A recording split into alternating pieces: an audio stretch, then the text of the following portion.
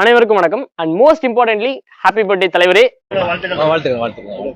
இந்த வீடியோ பாத்தீங்கன்னா ஒரு நார்மலான தலைவருக்கு ஒரு ட்ரிபியூட் வீடியோ இருக்குன்னு பாத்தீங்கன்னா கிடையாது. இது நமக்கான வீடியோ.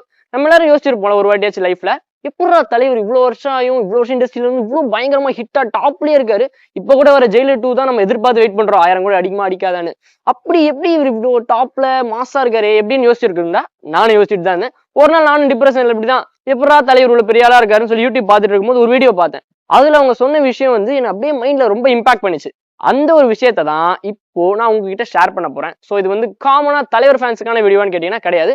நம்ம ஜெயிக்கணும்னு நினைக்கிற எல்லாருக்குமான ஒரு வீடியோ தான் இது. ஸோ ஜெயிக்கணும்னு நினைக்கிற உங்க ஃப்ரெண்ட்ஸுக்கும் இதை ஷேர் பண்ணி விடுங்க. வாங்க வீடியோக்குள்ள போலாம். என்னதான் இப்ப இருக்க ஜென்சி கிட்ஸ் தலைவர் ஒரு ட்ரோல் மெட்டீரியலா இது நாகார்ஜுனாவா அதெல்லாம் வச்சு ட்ரோல் பண்ணிட்டு இருந்தாலுமே அண்ட் ஆல்சோ நமக்கு சில பொலிட்டிக்கல் ஸ்டாண்ட்ஸ் அவர் எடுத்ததுல கூட ஒரு முரண்பாடான கருத்துக்கள் இருந்தாலும் தலைவர்கிட்ட நிறைய நிறைய நிறைய நல்ல குவாலிட்டிஸ் இருக்கு. அந்த குவாலிட்டிஸை நம்ம அஃபர்மேஷனா யூஸ் பண்ணலாம்.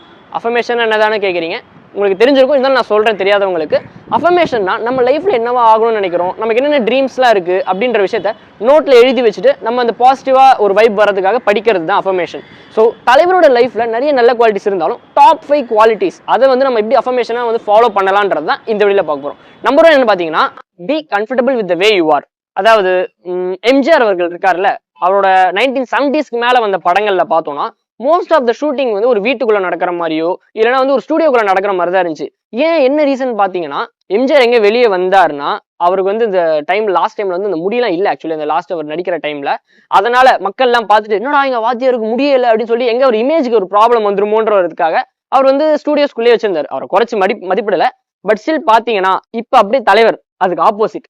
நான் ஆன் ஸ்டேஜ்ல அப்படிதான்ப்பா மேக்கப் போட்டு விக் வச்சு என்ன ஒரு 30 வயசு பையனா 40 வயசு பையனா நடிப்பேன். ஆனா when it comes to off stage நான் ஒரு 70 வயசு 75 வயசு ஆள் தான், எனக்கு முடியெல்லாம் கொட்டிடுச்சு வெள்ளை தாடி தான் இருக்குன்றத ஓப்பனா அக்செப்ட் பண்ணிக்கிறாரு. அதே தாங்க நம்ம லைஃப்லயும் நம்ம இப்படிதான் அக்செப்ட் பண்ணிக்கிட்டா பாதி பிரச்சனை முடிஞ்சிடும். செகண்ட் பாயிண்ட் என்ன பாத்தீங்கன்னா, ஜீரோ இன்செக்யூரிட்டிஸ். தலைவரோட முக்கியமான படம் அவர் கரியர்ல என்னன்னு பாத்தீங்கன்னா பாபா தாங்க. படையப்பா படம் ரொம்ப நாள் கழிச்சு எடுத்த படம் தான் இந்த பாபா. இந்த படம் பாக்ஸ் ஆஃபீஸ்ல ஃபெயிலியர் ஆயிடுச்சுன்னு தான் சொல்லணும். அதனாலே என்னன்னு பாத்தீங்கன்னா டிஸ்ட்ரிபியூட்டர்ஸ்லாம் நீங்க தான் எங்களுக்கு காம்பன்சேஷன் கொடுக்கணும்னு சொல்லி அவர் வீட்டுக்கே போயிட்டாங்க. ஆனா அந்த டைம்ல தலைவர் என்ன பண்ணாரு தெரியுமா, சரி என் படம் தானே நான் தானே என்னால தானே ஃபிளாப் ஆச்சு நான் காசு தரேன் திருப்பின்னு சொல்லிட்டு கொடுத்துட்டாரு.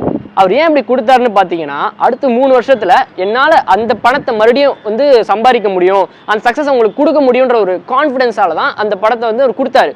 அதே மாதிரி 2005 சந்திரமுகி செம்ம ஹிட் ஆயிடுச்சு படம். அதுல இருந்து நம்ம என்ன கத்துக்கணும்னு பாத்தீங்கன்னா, பி கான்ஃபிடென்ட் அண்ட் தென் உங்களோட இன்செக்யூரிட்டிஸ். அவரோட முக்கியமான ஒரு இன்செக்யூரிட்டி என்னன்னு பாத்தீங்கன்னா ஆல்கஹாலிக். அவர் ஒரு ஆல்கஹாலிக்ன்றத நிறைய ஒரு இன்டர்வியூஸ்லயும் சரி மேடை பேச்சுலயும் சொல்லியிருக்காரு. அவர் நினைச்சிருந்தா சொல்லாம கூட இருந்திருக்கலாம், எங்கடா நம்ம ஃபேண்டம் கம்மியாட போகுதுன்னு சொல்லி நிறைய ஆக்டர்ஸ் அதை தவிர்த்துருவாங்க. ஆனா ஓப்பனா ஆமா நான் ஆல்கஹாலிக் தான், நான் சரக்கு அடிப்பேன் அப்படின்றத ஓப்பனா சொல்லுவாரு. எதுக்குன்னு பாத்தீங்கன்னா தான் பட்ட துன்பத்தை தான் ஃபேன்ஸ் படக்கூடாதுன்றதுக்காக ஒரு டீச்சிங்காக சொல்லுவாரு. ஸோ இதுல தேர்ட் பாயிண்ட் என்னன்னு பாத்தீங்கன்னா, B brave to be unique. நம்ம தலைவர் நடிக்க வந்த காலத்துல பாத்தீங்கன்னா எம்ஜிஆர் லாஸ்ட் எண்ட்ல அவர் முடிச்சு நடிச்சிட்டு இருந்தாரு, சிவாஜியும் நடிச்சிட்டு இருந்தாரு, அண்ட் கமல்ஹாசன் சூப்பர் ஸ்டாரா வளர்ந்துட்டு வந்துட்டு இருந்தாரு. அந்த டைம்ல தான் நம்ம தலைவர் உள்ள வந்தாரு. ஆனா இவங்களோட நடிக்கிற பேட்டர்ன்லாம் பாத்தீங்கன்னா கொஞ்சம் ஒரு மாதிரி யூனிக்கா இருக்காம கொஞ்சம் ஒரே மாதிரி இருக்க மாதிரி தான் இருக்கும். ஆனா கமல் கொஞ்சம் டிஃப்ரெண்டா இருப்பாரு. தலைவர் பாத்தீங்கன்னா ஒரு கிரே ஷேட்ல அவர் நடந்து வரதா இருக்கட்டும், அந்த சிகரெட் எடுத்து வாயில போடுறதா இருக்கட்டும், இதெல்லாமே டிஃப்ரெண்டா இருந்துச்சு. நம்ம கே பாலச்சந்தர் சொல்லியிருக்காரு, இங்க பாரு ரஜினி நீ மேல போக போக இதை மாத்த சொல்லுவாங்க, நீ மாத்தாத இதான் ஒரு ஸ்டைலுன்னு சொல்லிட்டாரு. ஆனா நிறைய டேரக்டர்ஸ் மேபி சொல்லியிருக்கலாம், என்ன சார் நீங்க இப்படி நடந்து வரீங்க, இதெல்லாம் மக்கள் பார்க்க மாட்டாங்க, கொஞ்சம் நார்மலா நடங்க, நார்மலா டைலாக் டெலிவரி பண்ணுங்க. தலைவர் டைலாக் டெலிவரி பண்ணி நம்ம சொல்லுவோம், தலைவர் பேசுவாரு, அதெல்லாம் நம்ம மக்கள் விரும்ப மாட்டாங்கன்னு சொல்லியிருக்க வாய்ப்பு இருக்கு. ஆனாலும் இல்ல நான் இப்படிதான், எனக்கு இப்படிதான் என்னோட ஸ்டைலு தான், நான் இப்படிதான் வருவேன்னு சொல்லி அதை அப்படியே ஃபாலோ பண்ணிட்டு யாரையும் காப்பி அடிக்காம ஒரு பெஞ்ச் மார்க் செட் பண்ணியிருக்காருன்னு தான் சொல்லணும். ஸ்டைல்னா தலைவர் தான் அப்படின்னு யோசிக்க வச்சுட்டாரு. இப்போ பார்த்தீங்கன்னா நிறைய ஆக்டர்ஸ் கூட நம்ம தலைவரோட ஸ்டைலில் ஃபாலோ பண்ணி நடிக்கிறாங்க. ஸோ அந்த லெவலுக்கு ஒரு யூனிக்னஸாக அவர் இருந்ததால தான் இப்பயும் நம்ம அவரை பற்றி பேசிகிட்டு இருக்கோம். ஃபோர்த் பாயிண்ட் என்னன்னு பார்த்தீங்கன்னா, age is just a number. ஆமாங்க, இப்போ நம்ம எல்லாருமே யோசிப்போம், எனக்கு 25 வயசு ஆயிடுச்சு, இன்னும் எனக்கு வேலை கிடைக்கல, 30 வயசு ஆயிடுச்சு, இன்னும் எனக்கு பொண்ணு கிடைக்கல, அப்படிலாம் ஃபீல் பண்ணிட்டு இருக்கோம். கரெக்டு தான். ஆனால் தலைவர் இருக்கார்ல, அவர் எந்திரன் படம் நடிக்க ஆரம்பிக்கும் போது அவர் வயசு 60 வயசுல எந்திரன் மாதிரி ஒரு சேலஞ்சிங்கான ஒரு ப்ராஜெக்ட்ல நடிச்சாரு. அவர் நினைச்சா சொல்லியிருக்கலாம், என்ன சங்கர் இந்த மாதிரி கமல்ஹாசன் அவர் நல்லா மேக்கப்லாம் போடுவாரு, அவருக்கு தர வேண்டிய ப்ராஜெக்ட் எனக்கு தெரியுங்களே அப்படின்னு அவர் கேட்டு ஈஸியாக தவிர்த்துருக்கலாம். ஆனா இல்ல, இந்த ப்ராஜெக்ட் நல்லா இருக்கு, நான் நடிப்பேன், அதுக்கு ப்ராஸ்தட்டிக் மேக்கப் போடணுமா நான் போடுறேன் ரெடி அப்படின்னு சொல்லி ரெடியா நடிச்சு அந்த படத்தை சூப்பர் ஹிட் ஆகியிருப்பாரு. ஸோ ஏஜ் இஸ் ஜஸ்ட் நம்பர்ன்ற விஷயத்தை நம்மளும் ஃபாலோ பண்ணணும்.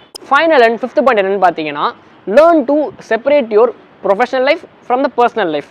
நிறைய பேர் பண்ணுற தப்பு என்னன்னு பார்த்தீங்கன்னா, நம்ம பெரிய லைட்டு நான் எவ்வளோ பெரிய ஆள் தெரியுமா, நான் ஓன்ட்டெல்லாம் பேசணுமா, ஏய் நான் எவ்வளோ சக்ஸஸ்ஃபுல்லான பர்சன் தெரியுமா அப்படின்னு நம்ம மைண்டுக்கு ஏறி தலகணம் ஏறிடுச்சு அப்படின்னாலே நம்ம டவுன்ஃபாலை நோக்கி போகிறது தான் அர்த்தம். ஆனால் தலைவரோட கதையில் பார்த்தீங்கன்னா அவர் இன்டர்வியூவில் கூட கேட்டிருப்பாங்க, சார் நீங்கள் இவ்வளோ மேசிவ் சக்ஸஸ் அடைஞ்சிட்டீங்க, ஆனாலும் எப்படி ஒரு டவுன் டு ஹெர்த் பர்சனாக ரொம்ப ஹம்பிளாக இருக்கீங்களே எப்படின்னு கேட்டதுக்கு, நான் இப்படி தாங்க, நான் நேச்சுரல். ரஜினிகாந்த்ன்றது ஒரு ப்ரொஃபஷனலாக ஒரு சூப்பர் ஸ்டார், அது ஸ்டார்டம் இருக்கட்டும், ஆனால் பர்சனல் லைஃப் வந்துருச்சுன்னா நானும் ஒரு மனுஷன் மாதிரி தான், ஹியூமன் மாதிரி தான், எல்லாரும் மனுஷன் மாதிரி தான் சொல்லுவார். ஸோ நம்மளும் நம்ம லைஃப்பில் என்னதான் நம்ம வந்து பெரிய ஆளாகவே ஆகிட்டாலும், இந்த இண்டஸ்ட்ரியில் சினிமா இண்டஸ்ட்ரியில் எந்த இண்டஸ்ட்ரி எடுத்துக்கிட்டாலும் நம்ம ஒரு ஹெட்டாக ஒரு மாசாக இருந்தாலுமே ப்ரொஃபஷனல் லைஃப் வந்துட்டா நம்ம செப்பரேட் பண்ண தெரிஞ்சிருக்கணும். நம்ம ப்ரொஃபஷனல் லைஃப் வேறு, நம்ம பர்சனல் லைஃப் வேறு அப்படின்னு சொல்லி செப்பரேட் பண்ண தெரிஞ்சிட்டாலே பாதி பிரச்சனை ஓகே தாங்க. அண்ட் மோஸ்ட் இம்பார்ட்டன்ட்லி சொல்லணும்னா இதான் முக்கியமான பாயிண்ட்டு கூட. ஏன்னா சக்ஸஸ் அடையிறது ஃபர்ஸ்ட் ஆஃப் தான், கிடைச்ச சக்ஸஸை தக்க வச்சுக்கிறது தான் செகண்ட் ஆஃப். அது ரொம்ப கஷ்டமான பார்ட். ஸோ இந்த ஒரு பாயிண்ட்டை ஃபாலோ பண்ணிங்கன்னா டெஃபினட்டாக நம்ம இந்த விஷயத்தை மெயின்டைன் பண்ணலாம். ஸோ இந்த விஷயங்கள் தான் நான் உங்கள்கிட்ட ஷேர் பண்ணணும்னு நினச்சேன். நீங்கள் வந்து தலைவர் ஃபேனாக இருக்கணும்னு அவசியம் இல்லை, யாரோட ஃபேனாக இருந்தாலுமே இந்த 5 குவாலிட்டிஸ் உங்கள்கிட்ட இருந்துச்சுன்னா நீங்கள் உங்கள் இண்டஸ்ட்ரியில் இந்த வேர்ல்டில் சூப்பர் ஸ்டார் ஆக முடியாது, ஆனால் உங்கள் லைஃப்பில் நீங்கள் சூப்பர் ஸ்டார் ஆகலாம். தேங்க்யூ.